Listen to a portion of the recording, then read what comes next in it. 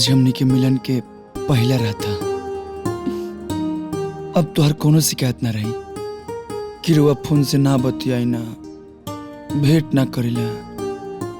मतलब हम समझनी ना। अब इमे समझे के का बा? तू ही ना बियाह से पहले कहत रहू कि रुआ बतियाई ना भेंट ना करेला। तला आज से हमार हर पल तुहार बा।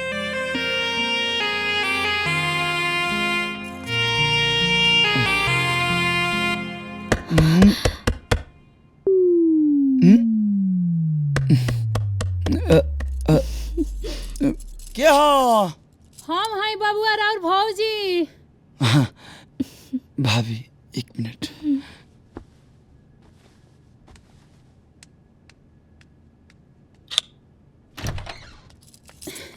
ई ली गर्मा गर्म दूध पी ली।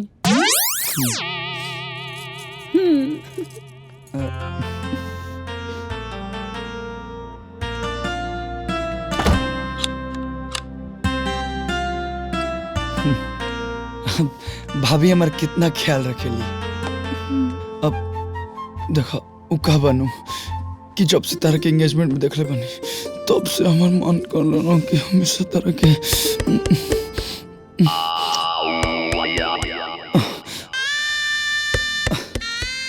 अब क्या हो? हम आई हाय बाबुआ। इब्र का घुट गइल बा। अब तनी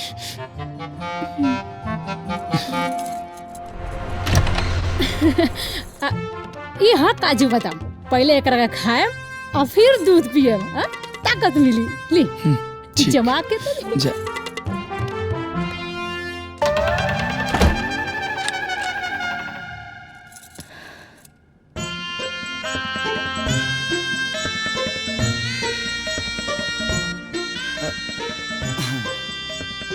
इला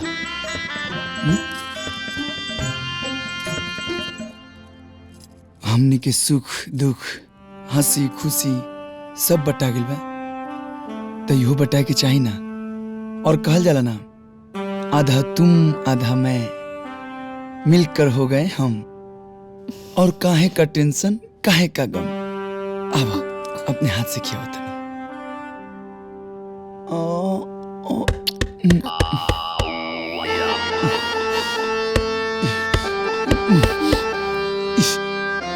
एक सेकंड। ये बुरा ना छोड़ने के का हो? अरे झंझनात का बानी जी। सब प्लानिंग रहुए खातिर नु कइले बानी। ई ली इलायची सब कुछ खैला पीला के बाद एकरा के चबा लेम। माहौल एकदम खुशबूदार रही। ए दुल्हन तू तनी खा ली ह धरी अब किली लगा ली। सुना अब के लिए बनना हूँ। अब जितना लौंग इलायची काजू किशमिश पेस्ता बादाम चौहाना जितना बानू सब लेके आवा। एक रात में हमरे के खली बना दो।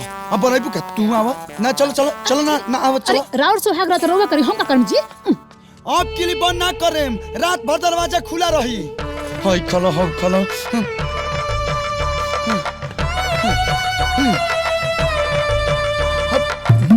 ई का कहनी जी? आज हमनी के सुहाग रात नु ह दरवाजा का खुलले रही। आज के सुहाग रात नु इनका नाम पर कुर्बान। जाना तो नहीं कहे के बदला लेता रही। कौन बात के बदला? अरे उ का बा कि ई केवाड़िए ठोकता रही। हम तो इनका सुहाग रात के दिन इनकर पलंग के नीचे ही सुत गल रही। आज हमनी के सुहाग रात ह। जानो तो नहीं क्या सुहाग रात था लेकिन अब रात रह का गइल बा। भोर हो गई। अच्छा सुना ना सब तो सुहाग रात मनेबे करला। हमने के सुहाग दिन मनावल जाई।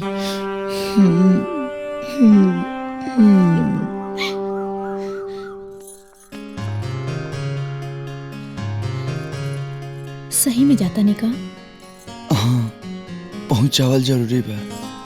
फुआ जी रुके के तैयारी नहीं की होत। रात में तो रहुआ सुहाग दिन के वादा कैले रहनी है। तो भुलाइल थोड़े नहीं की। बस आधा घंटा जाना और आधा घंटा आना। जल्दी आ जाए। अभी हो कहे के बात बा।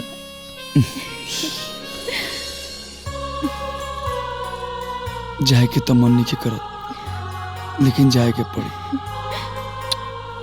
आवतन